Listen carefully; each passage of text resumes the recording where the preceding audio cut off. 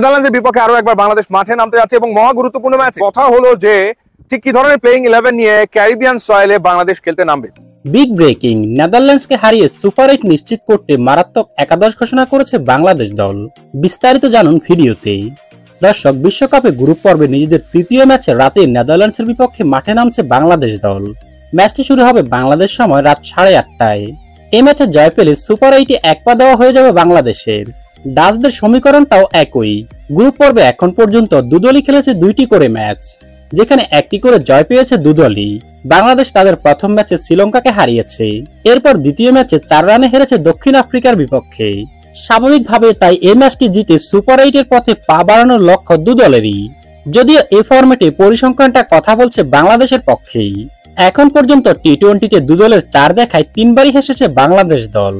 যদিও প্রতিটি ম্যাচে হয়েছে তুমুল প্রতিদ্বন্দ্বিতাপূর্ণ। স্বাভাবিকভাবে তাই এই ম্যাচেও জমজমাট লড়াইয়ের আশা করছে বিশ্লেষকরা। গ্রুপ ডিতে অবশ্য এরই মধ্যে সুপার 8 নিশ্চিত করে ফেলেছে দক্ষিণ আফ্রিকা।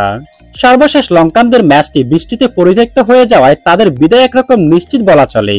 তাতে একটা সুবিধা হয়েছে বাংলাদেশের। ডাচদের বিপক্ষে জয় পেলে একরকম নিশ্চিত হয়ে যাবে বাংলাদেশের সুপার 8, কেননা এখন পর্যন্ত নেট রান রেটে এগিয়ে আছে বাংলাদেশ দল। এখন দেখার বিষয় এই ম্যাচে নেদারল্যান্ডসের বিপক্ষে টাইগারদের একাদশ কেমন হবে। শুরুতে ইনজুরি কাটিয়ে বোলিংয়ে ফিরেছেন পেসার শরীফুল ইসলাম। তবে নেদারল্যান্ডসের বিপক্ষে শরীফুল খেলবেন কিনা সেটা এখনো নিশ্চিত নয়। ফিট থাকলে শরীফুলের একাদশে জায়গা পাওয়ার সম্ভাবনা রয়েছে। শরীফুল একাদশে ফিরলে বাদ পড়তে পারেন তানজিম হাসান সাকিব।